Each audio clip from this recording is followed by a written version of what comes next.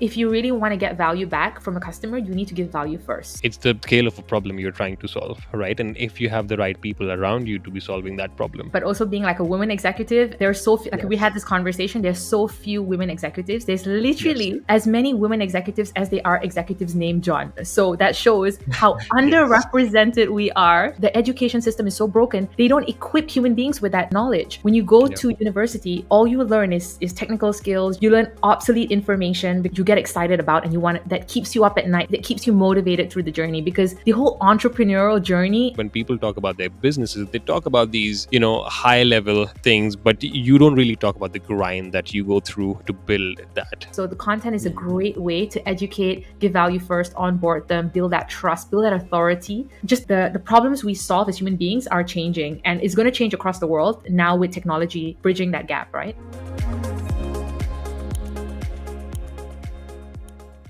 Okay, we are live here, and I am very excited and happy to have my first guest on this show, Miss Marisha Lakhiani. Let's First go. guest, that's huge. Congratulations. Yes, that's huge for me as well. I'm very happy and proud that we are doing this interview. And of course, we'll talk a lot more about, the strategies in Mindvalley and, Right. how did you start, how all of that. Before we go there, tell me why you're so passionate about marketing and business strategies. Okay, so this is a really interesting conversation. No one really asked me this before, but when I was a kid, I had a lot of ideas and I had a lot of dreams. And I went to my parents and I was like, okay, the first thing that I wanted to be was a race car driver. And I went to my parents and I was like, I want to drive a car. I want to be a race car driver. And my mom was like, yo, you have never have you seen a women race car driver? They don't exist. Pick another career. So I was like, okay, I'll go back. I'll think of another career. And then I came to them and I said I wanted to be a scientist. I wanted to invent things. I wanted to kind of disrupt industries and innovate. And then they said, yeah, that takes a lot. Like you have to work on 20,000 different ideas and probably one will stick. And then you need to get funding for that. And it's a lot. Then I went to them and I said, I want to be a criminal psychologist because I'm fascinated with how human beings think, and I want to understand why criminals think the way they do. How did they get to that stage? What triggers them? What did they have to go through to kind of come to that decision making? Yeah. And they were like, you are going to go crazy. Don't ever do that. So brown parents, right? They really whip you into shape. And then I kind of discovered marketing, and marketing combined everything that I was actually looking for, right? So it was the speed at which you innovate and ideate. It was the innovation and disrupting industries. It was the psychology. It was everything in one job that was low risk. So I just started and I got hooked because it was everything that I was good at and it was everything that I wanted out of a career, right? It was very stimulating and I felt like I was naturally good at it. And that's how I stumbled into it and that's how I stuck to it. And I can't imagine doing anything else because I feel so passionate about doing this. And every day I come up with tons of ideas. I get so excited. As you know, we're always in these brainstorm meetings trying to disrupt, trying to break our own baselines and trying to innovate and ideate. And it's just so empowering. And I can't see myself doing anything else. That's amazing. And after all of these years, now you are doing just that in one of the biggest companies in the world. And you are also recently promoted as a chief growth officer in Mindvalley, one of the youngest executives in Mindvalley. How do you feel about that? That's incredible because not only that, but also being like a woman executive, and there's so few, like we had this conversation, there's so few women executives. There's literally as many women executives as they are executives named John. So that shows how underrepresented we are. So I feel like more empowered and I feel like a greater sense of responsibility because of that one reason, right? That's amazing. And I am extremely humbled and proud of what you have achieved in the past few years because, of course, we have been working for the past 4 years now. Okay, so now we'll get to understanding Mindvalley and the business that Mindvalley is now doing over $130 million a year. Um, but before Mindvalley got there, Mindvalley is solving that one big problem. That's why people are coming back to Mindvalley again and again and again. Right. What is that problem? So I think the way we look at these problems are actually in layers, right? So on layer one, we're solving human needs. We're solving how to get in shape. Yeah. How to build a business, how to become a better leader, how to become a better parent. So all of those things are like level one problems that we're trying to solve. But what are we solving Mhm. on a level two problem? So level two problem, we're trying to disrupt education. So this is the larger mission of what we're trying to solve. We believe that human beings are not equipped to live a happy, fulfilling life, to really disrupt their own industry, to really take charge of Mhm. their life, to really break boundaries, because the education system is so broken. They don't equip human beings with that knowledge. When you go Yeah. to university, all you learn is technical skills. You learn obsolete information, because like I went to university. I did a degree in ecom, and they taught us how to code in HTML, which is absolutely irrelevant in today's day and age, because now you can use Mm. AI and literally describe a page and have it coded for you in like 20 minutes. So Absolutely. so it doesn't prepare you for the future. What it does is it teaches you a bunch of technical skills that you can apply, but it doesn't really equip you to live a healthy, fulfilling life.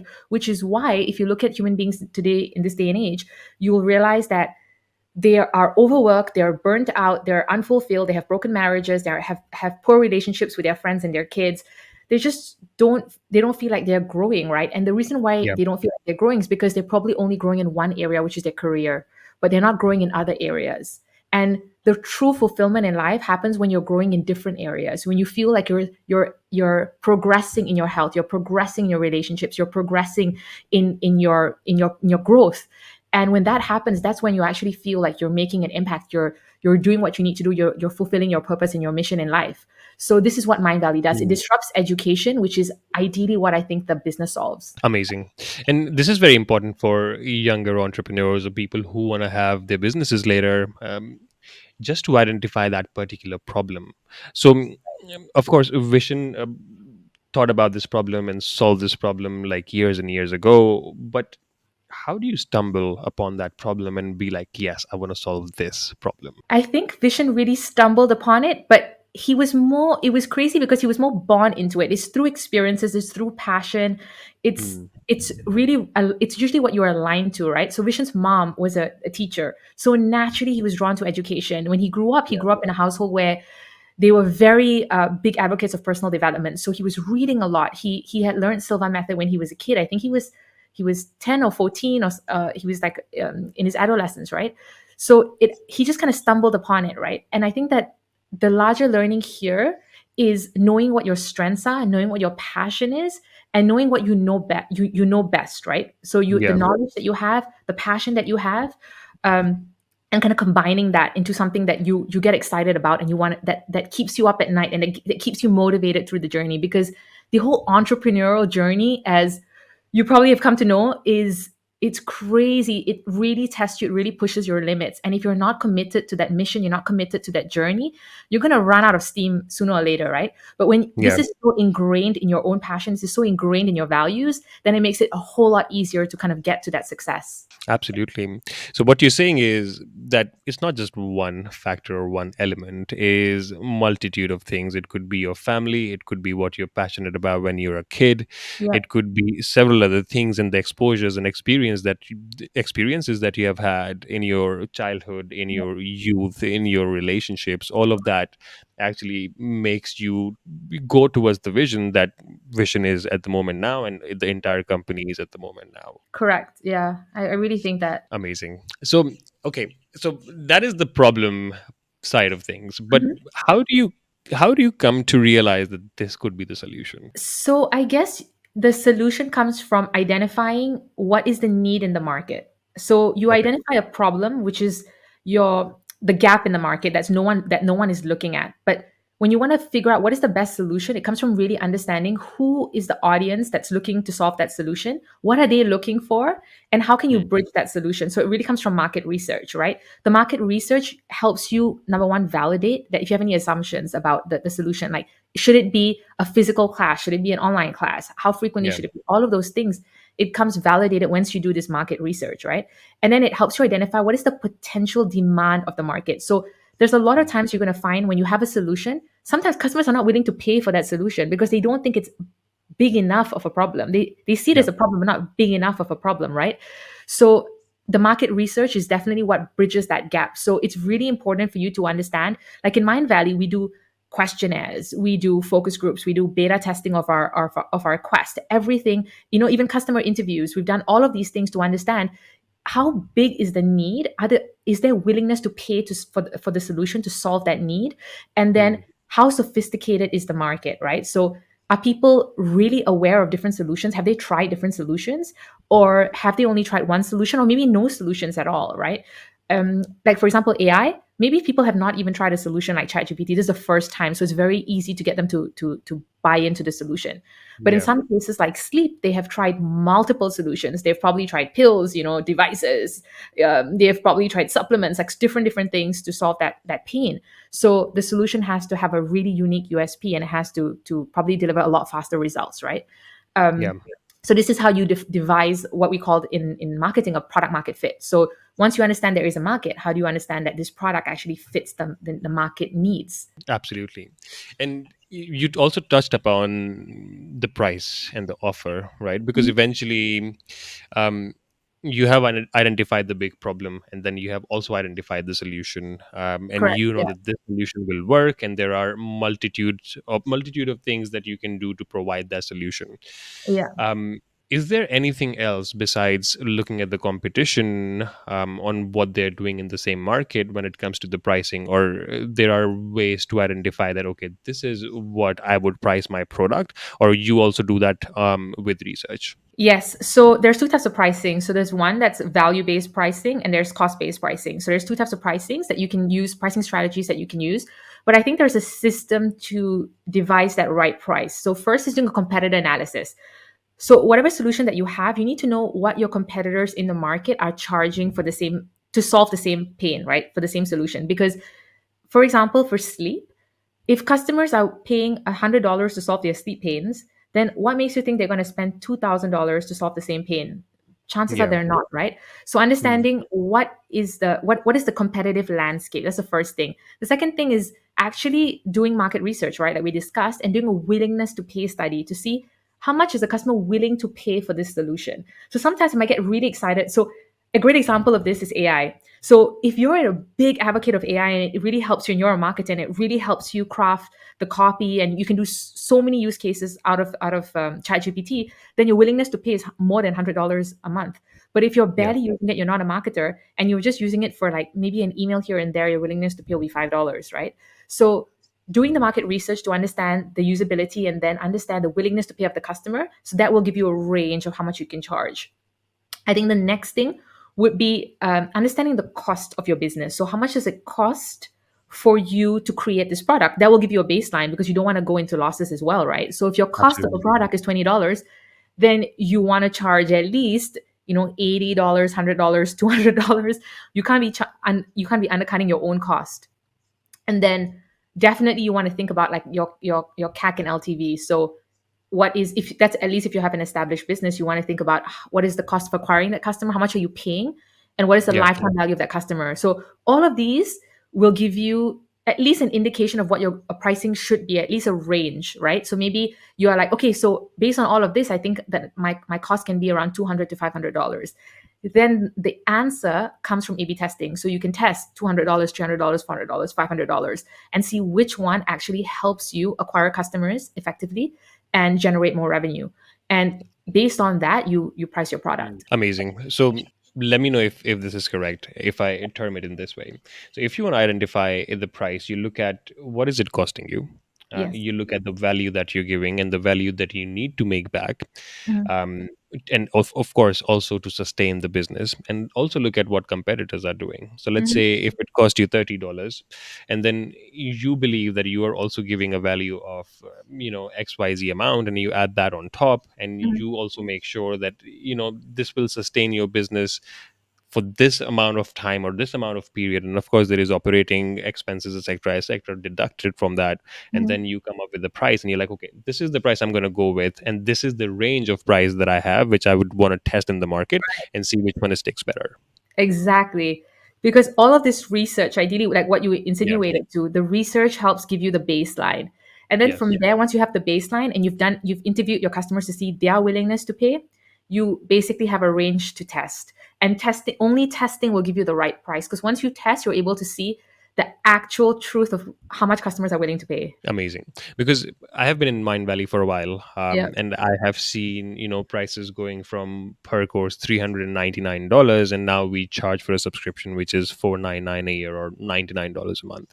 And I Yeah. know there are plans to reduce that price, but how do you make that decision that okay, we want to reduce the price of the product? So you can look at multiple factors like your retention rates. You can also look at your again your CAC, your cost of acquisition, and then you can make that adjustment, because it comes down to long term business model. So do you want to cast a wider net and attract more people into the ecosystem, or do you want to keep the net narrow and keep the quality of customers higher? So Hmm. those are essentially the business decisions you need to make, and there's no right and wrong. It's just what is more relevant to you. So in our case, we definitely want to drop the price, and why we're thinking about that more is because we want to cast a wider net. We want to get more people in the door, because we want to have more people investing in their personal development. That's our Yeah. ultimate mission. And Yeah. then B, we have other products, where customers can ascend and they can go into more mastery. And the only way to get them to ascend to those other products or upsell to those other products is if they buy the first product. So think Yeah. of it like an ascension ladder. So once you have more products in your ecosystem, you need to get more people in the door so they can buy those other products. So that's one of the reasons why we want to drop our price. But it really comes down to your business model, because in some cases you want to keep that price high, like Apple. You want to keep the price high because that's your branding. You want to have that esteem. You want people to feel this sense of pride when they own an Apple product, and you always want to increase the quality. You want to invest more into the product, so you always want to keep raising the prices. So it comes down to your model. But it's ideally down to how wide a net you want to cast versus how you want to keep your customer pool smaller, because you want to keep that product quality higher. Absolutely. Because one thing about Mind Valley that I know, is that there are no much companies out there who are selling transformations, right? Like it's hard to find a company that sells transformation, because what Mind Valley does is you will start with, let's say, one level of transformation, and then you can Right. go above and beyond, and you can go levels to levels to levels. And that's why you can possibly have a lower price where the entry point is easier for people to understand what the product is. When Yeah. people become product and solution aware, then of course they will ascend, because eventually, if as a human you're transforming, you're getting better yourself. When you get better yourself, your career improves, your relationships improve, your quality of life improves, and everything improves simultaneously. Exactly. And having more people in the door as well Yeah. will will help them see that transformation, right? So at the end of the day, the only way you can build brand advocacy is if you deliver results. So once Yeah. we're able to deliver the results at a lower price point, we're gonna be able to build trust over the long term. So that way we build this long-term loyalty of people that are invested in our business, they love our brand, and they're talking about us to everyone. So there's a larger brand play here as well. Absolutely. So since you talked about Apple, you also talked about brand. So we will get to branding. How did Mind Valley get to the branding that it is on right now? So it started off with Vision's vision. That's literally why he started Mind Valley. It's to transform a billion lives. It started off with that branding. And then over time, what we felt is that the brand kind of got a little diluted because there was very little brand recall. All our assets started to look really, really different. And then what happened is that we hired a branding agency to kind of help us developed and refined that brand. And this comes to how a business evolves and grows as well, right? So in the early stages, what you're thinking about is mainly your growth and your profit and acquiring customers and hitting your revenue targets. But over time, it becomes more and more important to build a long-lasting brand that has this really nice sense of trust and loyalty Yeah. and quality with customers. So we wanted to build that. We wanted to now make that shift. It's a different stage of growth that we're in. We wanted to make that shift. And the only way to do that was to really make sure that every single asset we put out had the same values that the company had.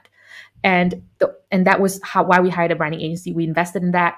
And we really believe that this is really going to change how people perceive the brand, because now every single image we put out represents what the brand stands for, what the values of the brand are. So this is literally why we kind of push for it very hard in the last 12 months. Amazing. And how do you identify those values? Because if brand is based on values, values of course comes alongside the vision of the company and where we want to be at. Yeah. Um, how do you define those values, and are those values something that every employee has to abide by and every customer should have in some way or form, or is it just related to the product? It is more so it's a combination. In our case, the values are what vision's values are. So it's the founder's values. It can come from the Mm, founder, the person who created the company, but ideally it's who you want to keep in the company. So what does the brand stand for? Because the values basically help you attract the right people. So you yes, identify who you want to attract in the company that you want to work for you, and also what kind of customers you want to attract. And based on that, you set your values. And then what it helps do is just filter the people that don't align to you and attract the people that do align to you. So people that are invested in their growth want to work for you, and people that are invested in their growth want to buy from you. That's essentially what it is. that's amazing. And I'm really grateful for your answers, because you are really clarifying so many things that people don't really learn in books. Because eventually, also, if you look at several other podcasts and motivational videos and whatnot, when people talk about their businesses, they talk about these high level things, but you don't really talk about the grind that you go through to build that. Because I was reading about another company yesterday, Yeah. and everybody talks about how they're really great with influencer marketing, like Gymshark, right? But for the first 3 years, they didn't really start influencer marketing. They really had to grind and really build that brand. Right. Having said that, of course, building a company and a brand requires an audience, right? How does Mindvalley build their audience? So we use multiple channels. Okay. We do a lot of content marketing. So if you notice that we're very good with video content, and it makes a lot Yep. of sense because what we do is we teach educations, and we teach education through video. So Yes. we're very good at video. So because of that, we're very good at content. So a lot of our stuff is related to content, and content in the form of blog posts, videos, podcasts, webinars, and for we do master classes, social Mm. media content, images, like tons of things. But it's all related to content. So that's our core strength. And I think every business needs to identify that one core strength and put all their efforts behind that one core strength, because Yeah. you can't be a jack of all trades and a master of none. You need to be a master of one, right? That's the first thing. And with that as well, we do SEO. So SEO is a huge channel for us to drive organic traffic. And why SEO is important, because you can't put all your eggs into paid. That can lead you down a very dangerous road. Like cost of advertising has grown over 60% in the last 5 years, and it's going to continue to grow. So if you Yeah. don't have an organic strategy, your business is not going to be sustainable. So organic is a huge part of our growth. Next is social media, which is also part of the organic strategy, right? Is making sure we have a massive social media presence. And I personally am very behind social media, is because we've done tons of research. I've actually done a survey myself, and a lot of brands have done this research where they've asked customers what made them convert. So what was their buying process, and what made them make that decision to buy with a company? And 75% of people said they went to social media to check out the brand before they decide to buy. So Mm. social media is just not a distraction. It actually is a trust badge for a business. And it's the whole follower count is not a vanity metric. It's actually a trust symbol for Yeah. customers to trust you. So social media, SEO, they really help power our organic strategy. Partnerships and affiliates. So, with the rising cost of acquisition, what we believe is that partnerships are the way to go. If you look at massive brands, look at brands like GoPro, Red Bull, they all do these massive partnerships to help them accelerate, right? Because they know CAC is rising, and the only way to leverage the cost of acquiring customers is to partner with brands that have already acquired the customers. So you can just partner together and acquire the same customer. And this not only helps build this partnership, this really um, and this really formidable partnership, but it also helps build this like really cool, fun, engaging trust with your customers, right? Because now that you're basically telling your customers, like a referral marketing strategy, you're basically telling your customers that you trust me, trust this brand, we're going to deliver something really cool to you, and you get so much value from being my customer, because we're going to give you so much value from all these other brands that we partner with. So there's so much value in partnerships. And I really believe that every year we're going to be able to like grow our partnerships by 100% if we just nail the right strategy. We've partnered with airlines, we're not partnering with class powers. There's so many different brands that we are partnering with, right? But this is just to be able to deliver a lot of value to customers by joining forces. But ideally, if you look at it, it's down to this. And then there's also a whole strategy around advertising. So that's one of our key channels that we use for Mindvalley. I mean, everyone has told me this. They're like, stop targeting us on ads. Yes. I get that a lot, and I only thing I have to say to them is just buy already. It's about time. It's about time. You like it. So what's holding you back? But those are our main channels, and our core driver is definitely content, right? It's the way we do our content and the way we create our masterclasses. Absolutely. So it goes back to, how do you speak to your audience, and which platforms do you speak to your audience on, and where is basically your audience? So if you know your audience is on Instagram, you do Instagram content, but eventually the basics are content. So you reach out to your audience, speaking a language through your content, and if they resonate with you, eventually they become your customers. Yeah. And it also comes down to like the age old marketing tale of giving value first, right? So Yes. if you really want to get value back from a customer, you need to give value first. So the content is a Mm. great way to educate, give value first, onboard them, build that trust, build that authority. And once you establish that, it's a lot easier to make the sale later on. So since we talked about acquisition, of course, I'll touch upon retention, and how do we retain those users? Because acquiring users is an other art, and then retaining those users is another art. Because what you're telling us is that when it comes to acquisition, what Mindvalley is doing is giving that value out. And people who resonate with that value, they're like, okay, man, I'm learning so much just by the social media channel. What will happen if I take this product? Where my growth will go, where my transformation will go. Simultaneously, they have become your audience, they're interested, and then they become your customers.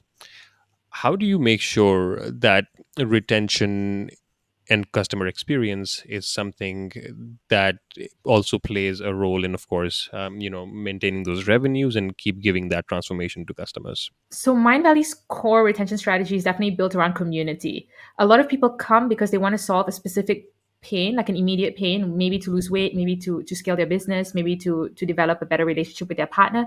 But Yeah. ideally they stay because they find something in the community. So either they build friends in the community, they find growth partners in the community, or they find like-minded individuals that are experiencing the same struggles as them or that have solved the problems like them. So the community is what keeps them there, keeps them on the right path. And that's what we do really well. And I feel like a lot of brands miss out on building that and fostering that community in this day and age, with every single product out there trying to put people digital, trying to get people isolated, trying to get people hooked on their devices. Mindvalley is trying to make people meet offline, so that we organize all these events to bring this community together. And this is what kind of is the glue that keeps it to stick. And apart from that, on the product level, we're always trying to deliver consistent value. So I always tell my team this: Mm. if the product is worth $500, you need to think about how you're delivering $1,000 of value. So it's about these little wow moments that you can create along the way. So for example, like our coaching product, we want to send all our coaches a coaching kit, a welcome kit for all the coaches, which is a surprise. They would never expect it. They'll get a kit that has a QR code, that has a shirt, that congratulates them for being a coach and gives them all of this material to kickstart that coaching journey that they never expected. But this is how you create $1,000 experience for a $500 product, right? Now our coaching product is like $5,000, and that's a $10,000 experience. But thinking about that experience, it's not just about the experience on the product, but it's what else can you do above and beyond to wow Yeah. them, impress them, and show them that you really care about their growth and their journey, not just about the business. Absolutely. And I think another nuance to that is, if you are matching the excitement level of your customer, Yeah. because this is something that I realized recently. I also signed up for a personal training certification, and I was really excited to receive the material and everything. And when I just received one single email with all the course inside that email, I was like, what I should experience. Like, I paid so much to become a certified coach, but Yeah. I'm not receiving anything else but a single email. And in that email, I have my material, just, singular videos with some reading material. That experience and the excitement level that I had really, dived down. And I'm like, okay, I have to put in an effort. I have to Yeah. learn and do my own, learning by my own self, Yeah. because I'm not really getting excited or the same kind of excitement by the company as well. And that's such a key thing because imagine how your experience would have been if they celebrated your entire journey with you. So what if they featured you in their community, on their social media? Um, they made you feel seen. They made you feel special for taking that journey, for taking that decision of being a coach with them. That would completely change your experience. Not only that, not only would you stick and complete your coaching certification, but you would also tell a million people about it, which is what really builds that retention play, that and that long-term brand advocacy for years and years to come. Absolutely. Because eventually, even if they would have just added me to a WhatsApp group or a Telegram group of the same people who are also getting the same certification, and really welcomed me in that community, because eventually what you're talking about in Mind Valley as well, the community element, is the thing that actually makes you stick, is the thing that actually gets you going, because then you're resonating with different individuals and building those connections as well. Yeah. um, that brings me to measurements, because of course every company's success ties to a success metric, right? For Mhm. acquisition it could be revenue, it could be customers. For retention it could be retention rate, churn rates.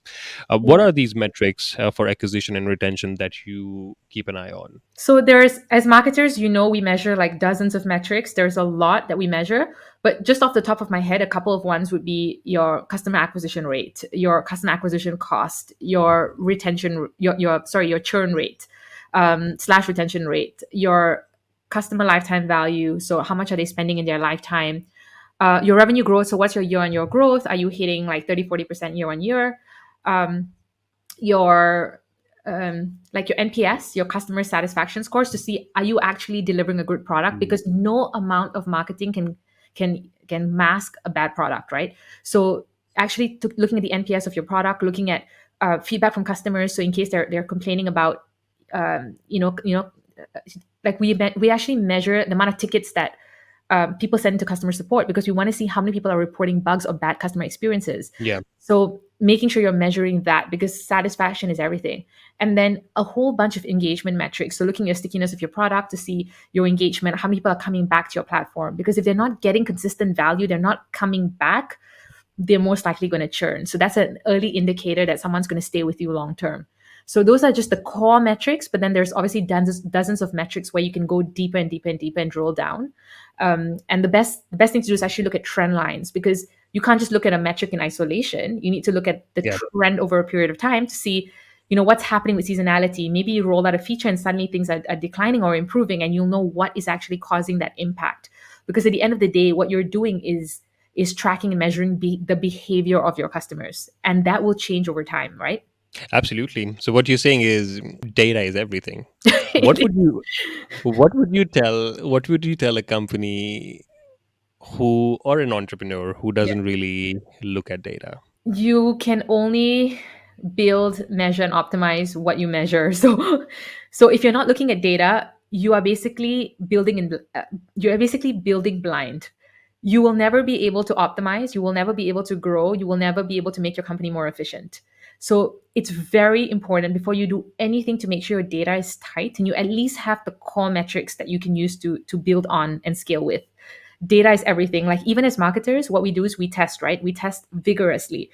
But a lot of the testing is ideas, is hypothesis. We don't know until the data tells us this is the way to go, because customers' behaviors, their patterns, there's like psyche changes along the way with external forces, right? So with the trends in the market, with what they're exposed to, their needs at that time, seasonality, and the data will tell you the truth. The data will tell you what is working, what is not working, and if you're moving in that right direction. So data is king, and if you don't have your data sorted, then I think it's going to be very hard in the next couple of years. Best of luck, you guys. um, and of course, we talked about we talked about identifying the audience. We also talked about identifying the problem and the solution, Mhm, and how to price that. mhm. But behind all of this, there is a team. Yeah. So how do you, like, one of the questions that I really wanted to ask you was that what is the quality that you see in a person before hiring them or before saying yes to them to join your team? Okay, so there's a couple of things. Firstly, what I look for is, are they aligned to the values and the culture, like we discussed, right? It's really important that they have the same values and culture, so they fit. They fit the dialogue, they fit the conversation, they fit the speed at which we operate, all of those things. So if they have alignment there, that's probably a tick. They're probably going to be able to stay long term, because you also don't want to hire a candidate that leaves in a year. You want to hire a candidate that loves that culture and wants to stay long term. Yeah. The next I look at is their their not only their expertise. That means how well they have that not only the expertise but the technical knowledge that they have, but also how hands on they are. Because there's one thing just having the strategy and the ideas, and there's the second thing that's being able to execute on those ideas. So I Yeah. look not just for the technical expertise, but also the hands-on ability to go in, get into the weeds, and solve that problem. I care also a lot about growth mindset, because I think that it's really important for you to be okay with failure. It's very important for you to not take things too personally. It's very important for you to take every um, success and failure as a learning curve and as a growth opportunity. So being able to even take feedback is super critical. And only someone with a growth mindset is going to have that ability, right? The ability to think out of the box, take risks, and that hunger to grow, the ability to bounce back if things don't go that way, the ability to switch and pivot and reorient. So that is a very core thing that I look for, and it's really hard to find, believe it or not. um, I think next, the most important thing I think is communication. A lot of people just don't know how to communicate, and communication can break teams, communication can break projects. And having someone that can communicate clearly, not only top down but like bottom up, like being able to really share that vision, to be able to get people excited, to be able to communicate the goals of the project, the outcomes of the project, the process, how we're going to get there in detail, and align teams to want to work with you and collaborate on that project is critical. And last but not least, problem solving, creativity. So the ability to look at problems and solve it in a very unique way, to have that different perspective on solving problems. Because if we all look at the problem and see the same thing and solve it in the same way, we will never get anywhere. But if we all have a different approach of looking at a problem and we have a creative approach of solving it, we will be able to really, really break barriers. So those are the core elements I look for. And believe it or not, it's very, very hard to find this. We have to interview tons and tons of candidates, and I think out of 10, probably one sticks out. Yeah. These days, I would say out of 50. Um, That's true. Sadly, it's It been is hard. actually true. It's been hard. It's been really hard. But that leads me to a question, which is, so who is your favorite team member, Marisha? Of It's course. you. That's it. This is on record, you guys. It's Please on repeat, Marisha. record. It's you. Okay. So since you talked about several qualities that a person should have being in your team, and of course those are extremely important, right? Especially being hungry, being driven, and having that clarity in communication upwards, downwards, because eventually you're building teams, you're transferring vision, there is so much transfer of knowledge happening every single day, and it must get hard. How do you make sure that you also keep growing yourself? Okay, so I got caught. This is a very good question, because I actually got caught up with this when I started my career. So when I started my career, I was told that I was like the worst employee. So everyone knows this story. I think everyone in Mindvalley knows the story. And Yes. that time, I decided that I wanted to be the best employee. And the only way to be the best employee was to outwork every other employee. So I started to spend my weekends working. I started to spend my weekends learning. I was constantly learning, like absorbing knowledge and trying to apply the knowledge as fast as I could. And I got promoted and it worked. But then as it started working, I couldn't sustain that, because I had bigger problems to solve, and I couldn't read every single book on every shelf in a bookstore. I couldn't learn from every single marketer. There's too many out there. So I changed the way I approach growth. So the way I approach growth right now is I identify problems. I start with problems. So I look around the company, I look at opportunities, and I look at things that I want to solve. So I look at maybe an opportunity here with this team. I look at an opportunity there. And I read a lot of case studies. And based on the opportunities, I started going deeper into the research of how I want to solve that problem. So now my learning and my growth comes from trying to solve problems or trying to bridge opportunities within the company. That's amazing. And this is this is very interesting that I'm seeing, especially within our team and a lot of different marketeers as Yeah. well, that instead of just thinking about marketing, they're also getting knee deep into business strategies. So Yes. it's not only marketing; it's also looking at how to strategize better, even externally and internally. Why do you think that that line is getting thinner and thinner? I think the expectations of employees is changing significantly. Um, and so there's two parts here. So the expectations is changing significantly because now BAU is being done by tech. So all this time they spent on writing copy, they now have ChatGPT. All the time they used to build certain things, processes, workflows. Now they have like things on autopilot, like Airtable, right? Everything's done for you, no code. You can build it in seconds.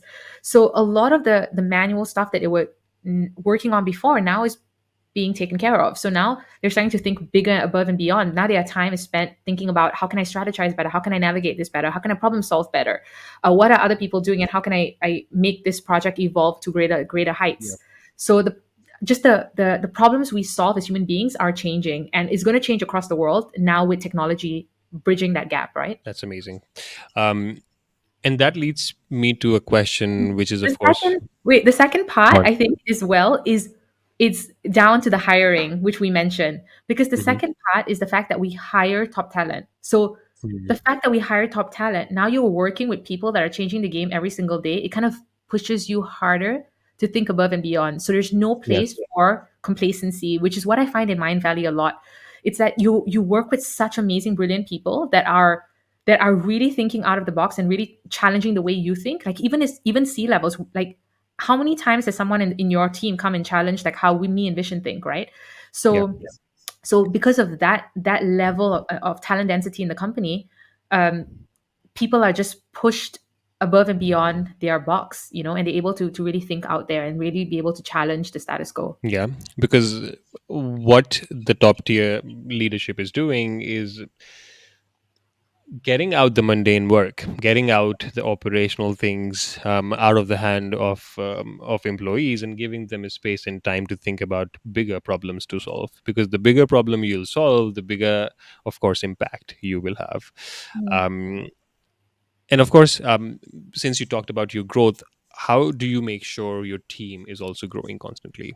Because retention, as you shared, it's all about value. The more Mhm. value you give, the more value you'll get back. Same for employees. So Mhm. how do you make sure you retain your team, and especially the top tier talent you have? So one good thing about Mind Valley is that we walk the walk and we talk the talk. So because we are big advocates for personal development, we also Yeah, invest in our employees. So we have budgets for the team to learn whatever course they want to learn. Learn with we even bring in experts. So if we want to learn how someone builds like a webinar funnel, we can hire the top expert in webinar funnels, bring them in, and train the entire yeah, team. So we're always helping the team evolve and get to the next level. So they don't feel that they never feel complacent because they're always growing, they're always learning new things, and this is what gets them to actually think above and beyond and expand that yeah, that that thought process.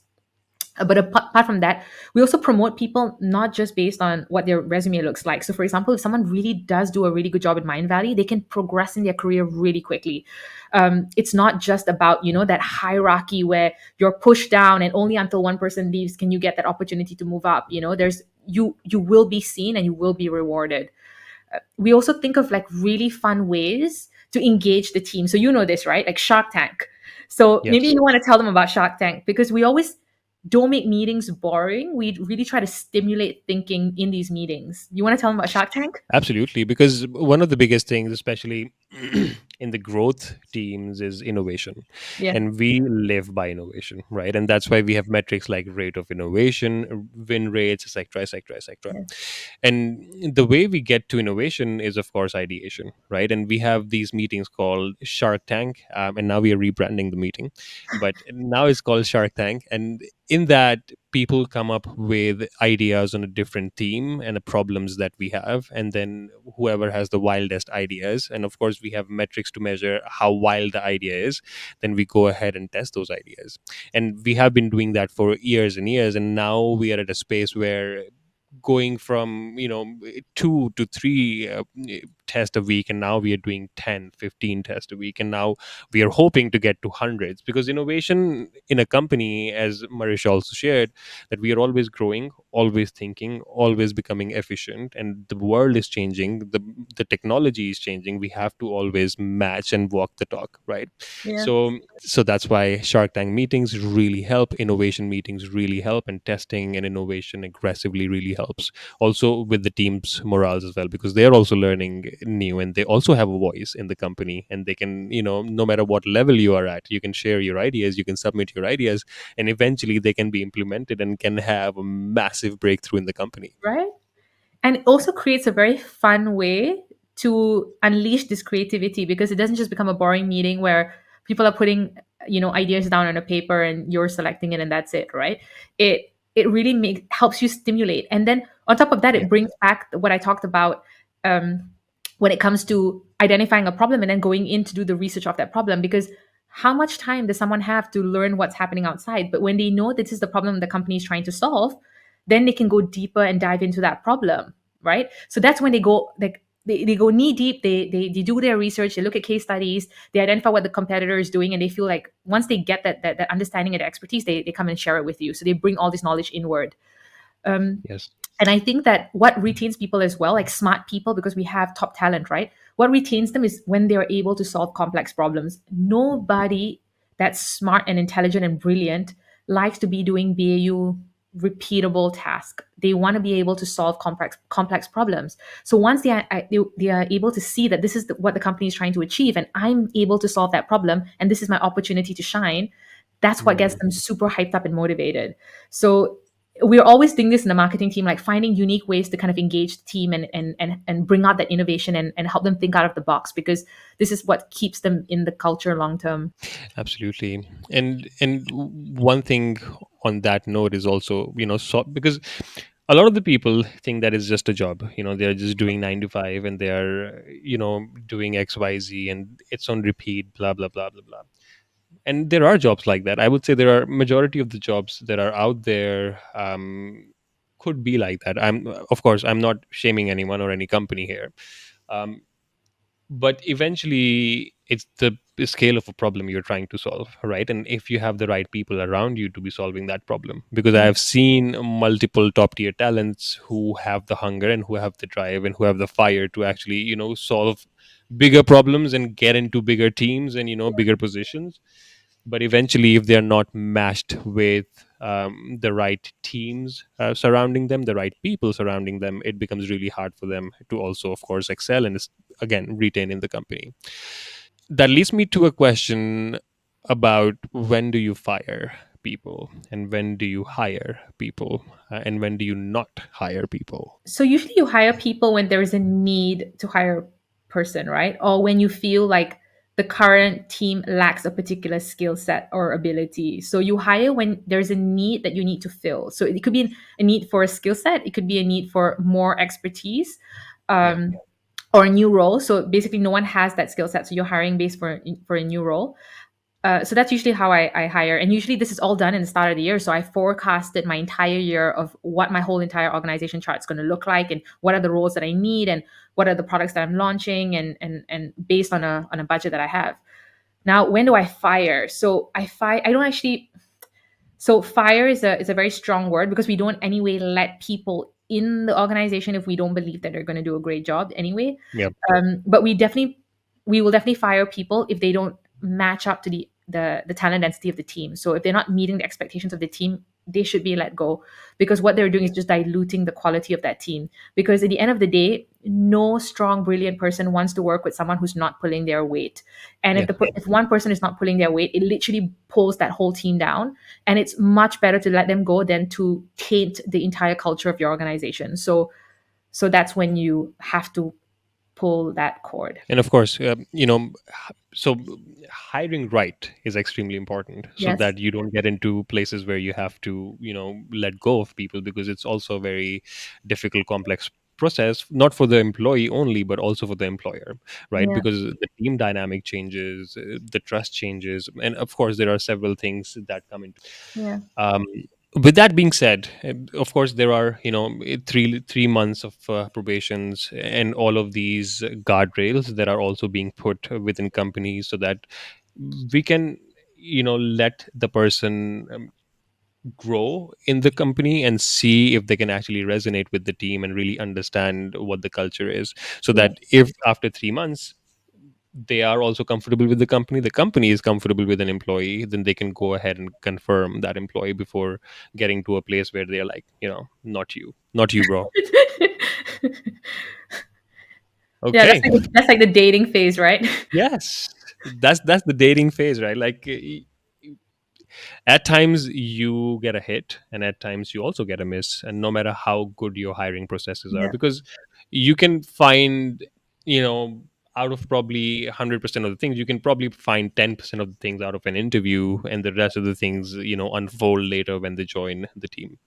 Same Yeah. for dating. That's so true. That's so true. Okay, that leads me to the third part of this interview, which is growing and scaling your business. Since you are chief of growth in Mindvalley, what do you think is the best growth strategy that is working for you? So the best growth strategy is to use a combination of paid and organic.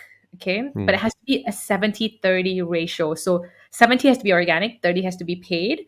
And you need to maintain and leverage those percentages. Okay. So that's the best growth strategy because mm, ideally you need to acquire customers quick.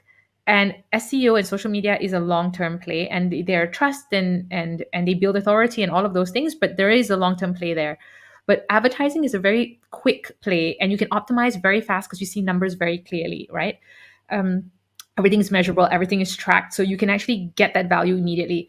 So the healthiest strategy is playing both of them, but it also means you need to understand what your target audience is. If you get really clear on your target audience and you identify where they're sitting. So for example, in our case, because we do a lot of video content, our ideal customer spends a lot of time Facebook, YouTube. yeah, Identify the ideal audience, see where they sit. Because if you're B2B, maybe your ideal audience is sitting on LinkedIn. You don't have to worry about so many different yeah, platforms. So identify what platform they're sitting on and think about how you can leverage that. But you need to have a mix of an organic and a paid strategy. And the reason why I say that so much more today is because I've spoken to a lot of businesses in the last 12 months that are 70 to 90% paid and they have zero organic strategy. So while it seems mm, obvious, very few business have those ratios. So if you don't have those ratios, I would strive to have that and keep that as a rule of thumb, and then develop more of an organic strategy, and then kind of build out a paid strategy, a paid funnel that can help you acquire customers at a reasonable rate. that's amazing.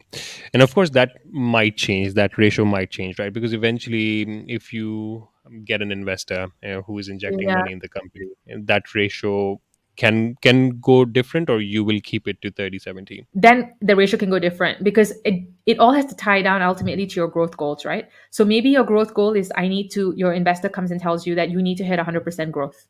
Then you Mm, need to hit 100% growth, most likely at all costs. And then you can decide how you want to invest. So a good way of looking at that, when you have that scenario, a good way of looking at that is look at every single channel that you have and look at the cost of acquiring a customer for that channel. Okay. So look at the cost of SEO, the cost of acquiring a customer on social media, the cost on advertising. See which is your lowest cost and see where you're able to acquire most of the customers effectively, and then spend money investing in those channels. And that's how you're going to build a sustainable business. amazing. Mhm. Like, how do you identify different stages of business growth? Because eventually, a lot of the people talk about revenue. Okay, Mhm. went from 10 million to 50 million, 50 Right. to 100. Some people say, oh man, we went from one employee to 10 employees to 1,000 employees. What is that business metric, or like, what is that thing that you identify as a growth of Mind Valley? Is it revenue? Is it number of customers? What is it? Okay, so there's two answers here. Ideally, as a mission, we want to impact a billion lives. So the ultimate goal of Mind Valley as a company is to transform individuals, to help people, right? So as a company, we definitely like to look at how many lives were transformed, so how many customers we got. But for to align teams, I look at revenue, because at the end of the day, revenue tells you if you're on the right track and if you're going to be able to fund your future initiatives. So Yeah. to me, if I had to pick one number, completely aligned all teams to revenue. And I got a lot of pushback when I made that decision. So, for example, when I tried to get social media to look at revenue numbers, when I tried to get SEO to look at revenue numbers, both teams pushed back really hard, and they were saying, no, we're all about brand and reach and engagement, and it's about, the community. And I get it. But how do you know you're doing a great job at acquiring the right type of individual? Because you can have a million followers from a country that we're not even in or located in, and speak a language that we're not even in, and it could be a complete waste of our marketing dollars, and we will not make any money back to invest into our future initiatives. So how do you know that you're on the right track and you're doing the right task and you're doing it effectively and Yeah. efficiently? So the best way to do that, the telling number, is revenue. So I would stick to that as the core driver. And then it's also very easy to understand. You can speak any language, you can come from any background, everybody understands that metric. That's amazing. Yeah. Brilliant answer, Marisha. Um, how do you because since we're talking about growing a business, growing would also require you to automate and look at several different technologies, Yeah. including AI. Yeah. What is that one thing that is helping you scale your team, helping you scale the company? Is it ChatGPT? Is it Midjourney? Is it any other technology? What is that you guys are using? Okay. So the ultimate way to scale a company is not just focusing on growth, but focusing on operational efficiency. Hmm. So if you're always focusing on growth, you're going to actually build a business that might not be sustainable in the long run. If you focus on growth as well as operational efficiency, you're going to build a really lean organization. So Yeah. the two tools that I would highly recommend are the ones that are focused on operational efficiency, right? And that is Airtable. So we use Airtable everywhere in the company because it's a Yeah. no-code software where you can build databases, you can build tools for yourself to optimize. So you can send auto-generated emails, you can build dashboards, you can build, like, it's like Excel on steroids. You can build templates, surveys, forms, like you name it. Um, and we literally use it for every single team. But what this does is that there's so many automations and integrations you can build with it that it optimizes the team's time. So A, it helps the team focus on higher leverage tasks. B, all the other BAU tasks that take up time now are just done on autopilot through Airtable. And it also helps the teams collaborate better because all the Airtables sync to one another. So all the data can be transferred and can be shared. So I think operational efficiency is number one. Airtable is one. And then ChatGPT is an incredibly useful tool as well, because it is crazy how much times the teams would spend on doing tasks now that ChatGPT can do in seconds, like writing emails, writing scripts, like, coming up with campaign ideas, coming up with titles, all of these things that would usually take hours and hours to do now are done in seconds. So this again Yeah. optimizes the team's capacity to focus on high leverage tasks where it really requires you to think above and beyond, right? To come up with something really breakthrough, which is going to help the business skyrocket in the years to come. So I think those two are tools that are core to any business that wants to accelerate their growth, because this helps you build that operational efficiency in your organization. Since a lot of the people, of course, a lot of the companies look for building their businesses in a way that it becomes investable, Yeah. right? Like we have heard this time and again, okay, how can I make an investable business and then get investments to scale that business? Is Mindvalley looking for investors? So If yes, Mindvalley is looking go for ahead. investors.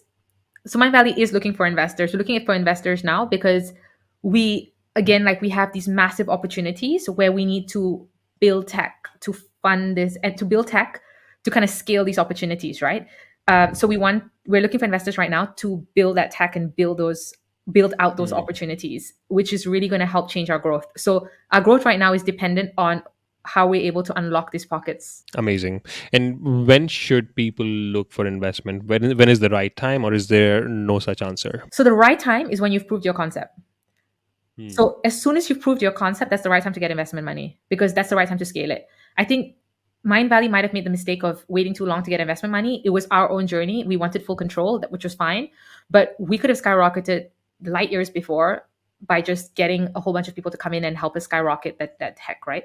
So I feel like the right time to invest to get investors to come into your company and help you skyrocket is already when you have some sort of trajectory and you've proven your concept, you've proven that you have a business model, you've proven you have a customer base, you've proven that what you're selling is there is a demand, there is a market, and people are willing to spend money on it, that's the time you need to scale. Okay.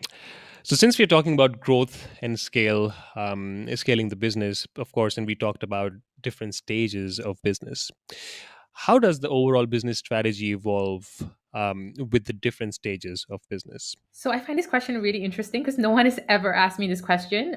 But I think it's a really critical one because I feel like a lot of entrepreneurs go through this journey where they have to answer this question.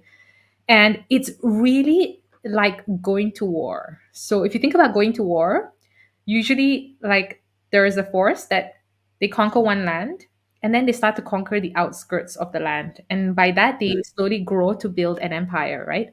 So you have to think about your business growth like that. So you start off with whatever your core product is. So maybe it's a B2C product. You start off with launching your core product. Then you might want to expand your audience. So if your core product is catered to women, you want to expand it to men and see how can you tweak the product for a male audience and double your total addressable market, right? But the whole point is think about how can you increase your total addressable market by tweaking and changing your product and catering to different needs. So it could be that you want to translate your product and localize it. So you're going deeper into markets, one way. Second way, you want to do B2B. So thinking about, okay, now that I'm doing B2C, I'm getting a lot of traction with consumers. Can I get businesses? Can I get governments? Can I get volume very fast? So localization, B2B, maybe you want to have upsells and different more expensive high tier product offers. Maybe you want to expand to a different audience, male, female, kids, different ages. So it's really about thinking about the total addressable market. How can you expand outwards? But think of it like finding pockets of opportunities and expanding into those pockets of opportunities one at a time. So don't try to do too many things, but at every stage of your growth, find an opportunity and go deep into that opportunity until you max that out and go into the next stage of your growth. And a lot of this, funnily enough, has been achieved through A B testing. So in our case, we've done this through A B testing. Localization division started off as a test where we built a funnel in Spanish, we ran ads to the Spanish market, and we saw profits. And then we built a whole division. So a lot of this can be done through innovation, through testing, because you don't actually have to go and invest so much resources without proving the concept first, right? So prove the concept, do the research, like you mentioned, the market research, and then once you identify that this is a great opportunity to invest in, then go deep into that opportunity for the next stage of your growth. Man, I think that's the truth, right? Like, if you go deeper, you start with this addressable market and you're like, okay, I want to cover this market first. And if you have conquered this market, then you go to B, C. And of course, you can start concurrently if you have the capacity and the team and the resources where you can start. But again, there are so many learnings, per addressable market that you really need to get knee deep into understanding what is happening there. How Yeah. do you grow it? Because the more you expand, the more complex your business model becomes. Yes. So you have to have the appetite to expand in that market. If you try to do too many, then you're basically spreading your cost as well. So it's about leveraging your cost and profit. So if you figure out that one opportunity that's going to be sizable for your gain, so maybe you're evaluating, you're like, okay, should I go into Spanish market or should I just expand to the male audience? It's more cost effective to go to the male audience because same product, maybe different marketing, maybe small tweaks, and you can attract an audience. But localization, I have to localize to get a translation, build new tech, da da da. It doesn't add up, right? So when you do the cost benefit analysis, you'll figure out which is that pocket that's profitable, and then you go deep. That's amazing. Okay, so this is, of course, the end of this interview. I have really enjoyed this talk. It's been an hour that we have been talking about businesses in Mind Valley and growth and I hiring, etc., love the etc. questions. These questions no one has asked me. Everyone asked me very basic questions. I love these questions because it's even helping me think about like, hey, how did we get here? Like, all the things that have worked, all the things that didn't work, and how can we actually make it applicable to other businesses to apply it in their organizations to kind of learn and replicate the success. Absolutely, because the beauty is in the nuances, right? Yes, And it is in the nuance. nobody really touches these nuances, really learns about, okay, what does it actually take to build over $100 million company and sustain that and grow that to billions. Yeah. So it was extremely insightful to have a peek in onto your brain today, Marisha, and I am very humbled to have you as my first guest. And hopefully we'll do another one, of course. Thank you, Marisha. Thank But you, okay, Rafi.